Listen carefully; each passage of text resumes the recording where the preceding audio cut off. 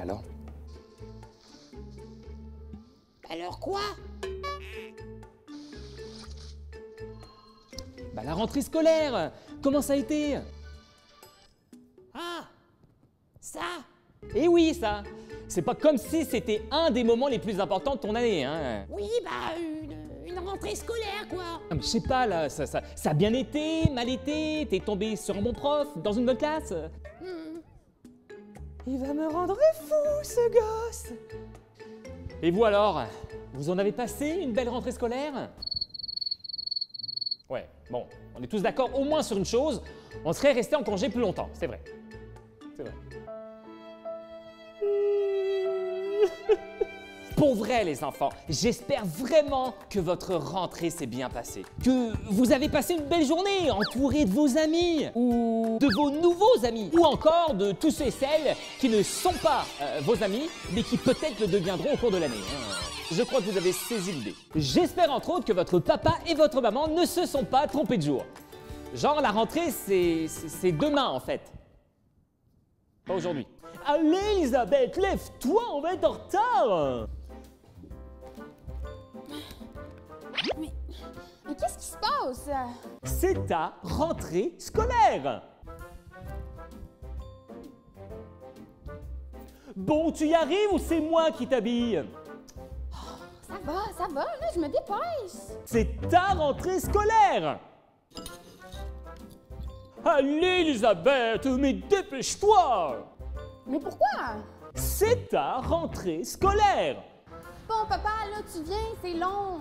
Je vais être en retard pour ma rentrée scolaire. En fait, Quoi? je me suis trompé de jour. Comment ça, tromper de jour? En fait, ta rentrée, c'est demain.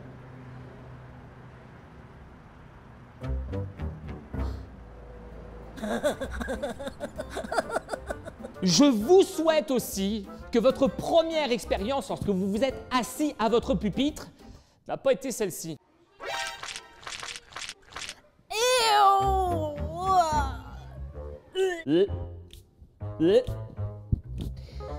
Une chance quand même qu'il existe des poubelles, hein? Ah oui, et je vous souhaite vraiment d'être tombé sur un bon prof. Pas le prof blasé et ennuyeux qui pense déjà à ses prochains congés.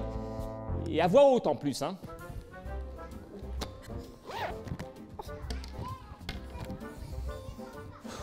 Bonjour. Bonjour.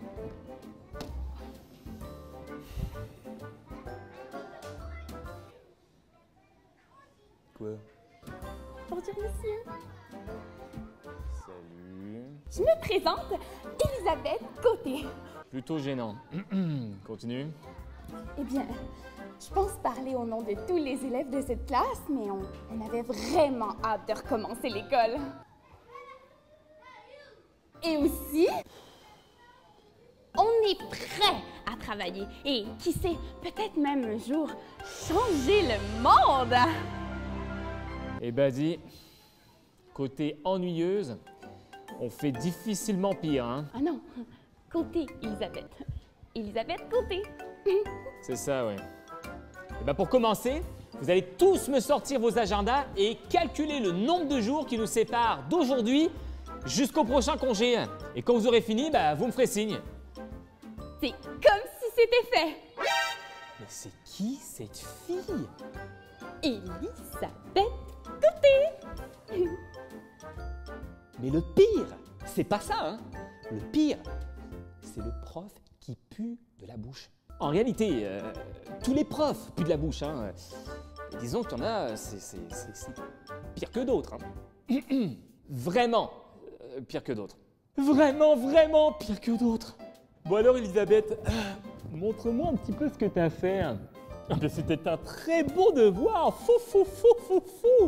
Écoute, tu t'es surpassée, Elisabeth. Moi, je dirais que là, c'est très intéressant comme réflexion. Mais tu vois, j'ai quand même l'impression que tu aurais pu tout simplement répondre à la question et résoudre le problème autrement. Alors, écoute, moi, j'aurais été toi. Tout ce que j'aurais fait, c'est d'essayer d'aborder la question de la vie au travers de la souffrance. Parce que qu'est-ce que souffrir, Elisabeth? Qu'est-ce que souffrir? Hein? Ça, c'est mon prof. Ah! Ouais.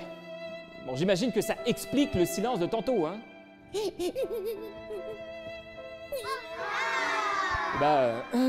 Comme le dit si bien une amie à moi, courage. Courage.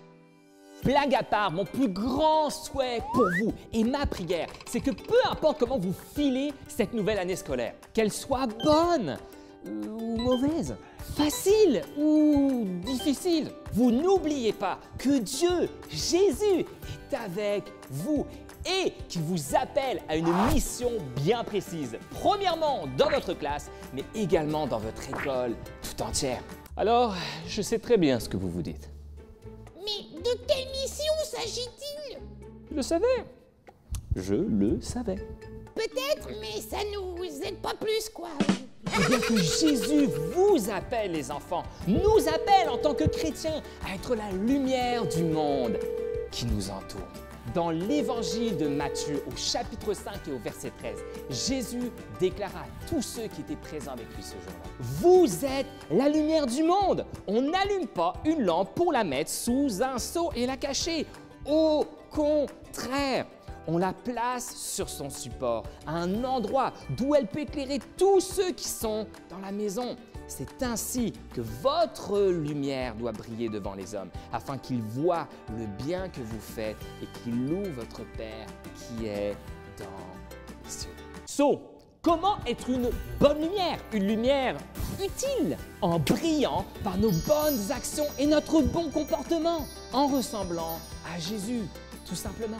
Et voici 2 choses que Jésus nous encourage à faire dans la suite de son discours en Matthieu chapitre 5. Premièrement, ne pas se venger de celui qui nous fait du mal. Deuxièmement, aimer nos ennemis et prier pour ceux qui nous intimident. Hein? C'est vraiment ce que t'as dit? Ah ok.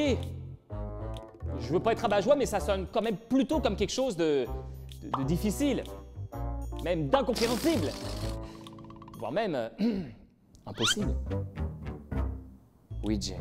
Mais tu sais, je vous ai jamais promis que ce serait facile. C'est pas faux. C'est pas faux.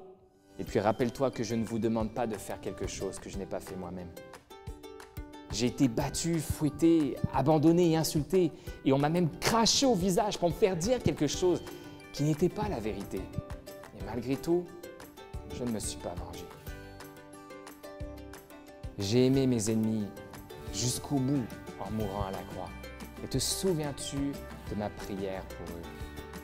Père, pardonne-leur, car ils ne savent pas ce qu'ils font. Car ils ne savent pas ce qu'ils font. Je me souviens avoir entendu ceci quelque part. On ne choisit pas ce que les autres nous font, de bien ou de mal.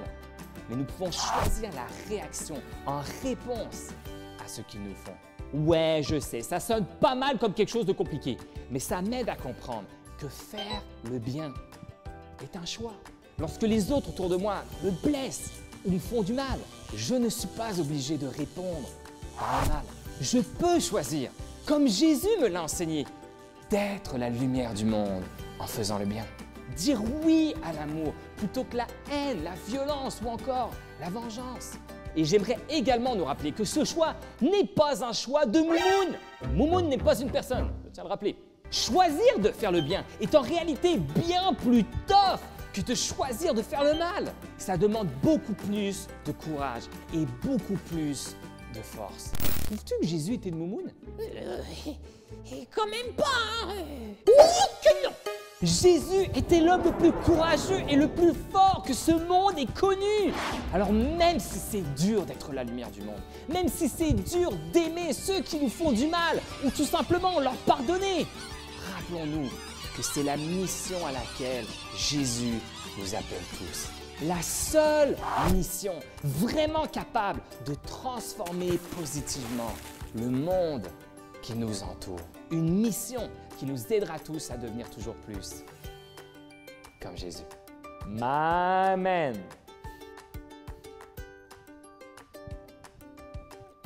Bonne année scolaire.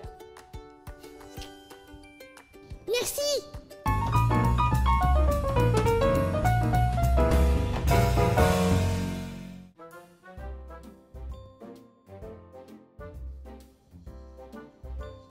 A, B, C, piri, piri, pi, pi, pi.